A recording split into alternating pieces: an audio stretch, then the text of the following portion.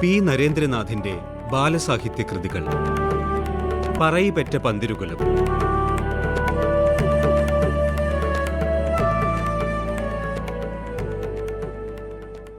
നിങ്ങളൊക്കെ ജീവിക്കണത് എങ്ങനെയാണെന്ന് എനിക്കറിയാം.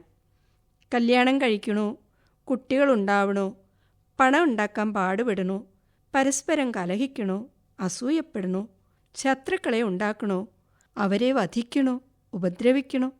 ഇതൊക്കെയല്ലേ സാമാന്യ ജീവിതം? എനിക്ക് പണം വേണ്ട, കുടുംബം വേണ്ട. കുടുംബവും വേണ്ടേ? ഒരർത്ഥത്തിൽ പറഞ്ഞാൽ വേണം. ഈ ജനസമൂഹമാകെ എൻ്റെ കുടുംബമായിരിക്കണം. ഞാനൊരംഗം മാത്രം. തളരുന്ന കുടുംബത്തിൽ എനിക്ക് മാത്രമായി ഒരു വളർച്ച ആവശ്യമില്ല. പെരുന്തച്ഛൻ എന്തു പറയുന്നു? പെരുന്തച്ഛന് ഉത്തരം മുട്ടി. വിഷയം മാറ്റാനെന്നോണം അദ്ദേഹം ചോദിച്ചു, നാറാണത്ത് കൃത്യസമയത്ത് ആഹാരം കഴിക്കാറില്ല അല്ലേ? ഇല്ല, പലപ്പോഴും പട്ടിണി കിടക്കാറുണ്ട്. എൻ്റെ വീട്ടിൽ വന്ന് ദിവസവും ഭക്ഷണം കഴിച്ചോളൂ. സന്തോഷം.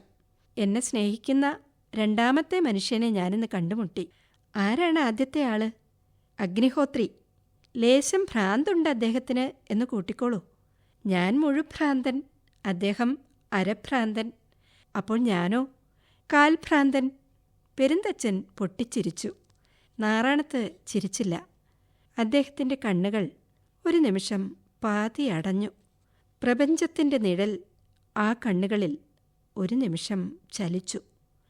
ഞാൻ പോകട്ടെ, അത്താഴത്തിന് പെരുന്തച്ഛൻ്റെ വീട്ടിലെത്താം. സന്തോഷം.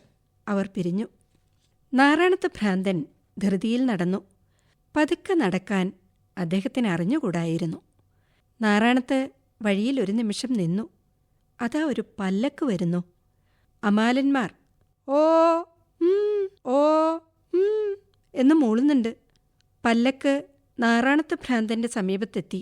അദ്ദേഹം പല്ലക്കുകാരെ തടഞ്ഞു. ആരാണ് പല്ലക്കിൽ? നാറാണത്ത് ചോദിച്ചു. കാരയ്ക്കലമ്മയാണ്, അമാലന്മാർ അറിയിച്ചു. അമ്മ പല്ലക്കിൽ നിന്നും ഇറങ്ങട്ടെ, നാറാണത്ത് കൽപ്പിച്ചു. കാരയ്ക്കലമ്മ പല്ലക്കിൽ നിന്നും ഇറങ്ങി.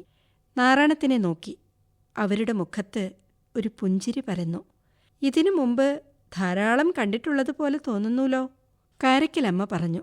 എനിക്കും തോന്നുന്നു. പക്ഷേ ഇതിനു മുമ്പ് നാം തമ്മിൽ കണ്ടിട്ടില്ല.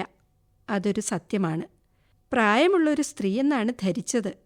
അമ്മയാണെങ്കിൽ ഒന്ന് നമസ്കരിക്കാമെന്ന് കരുതി പല്ലക്ക് നിർത്തിച്ചതാണ്, നാറാണത്ത് പറഞ്ഞു. അനുജത്തിയാണെന്ന് കരുതിയാൽ മതി, കാരയ്ക്കലമ്മ പറഞ്ഞു.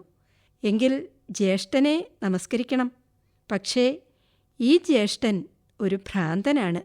എല്ലാവരും എന്നെ നാറാണത്ത് ഭ്രാന്തൻ എന്ന് വിളിക്കുന്നു. അങ്ങ് ഭ്രാന്തനോ? ശിവ ശിവ, അങ്ങ് ഈശ്വരനെ കണ്ടെത്തിയവനാണ്. ആ കണ്ണുകൾ കണ്ടാൽ അറിയാം.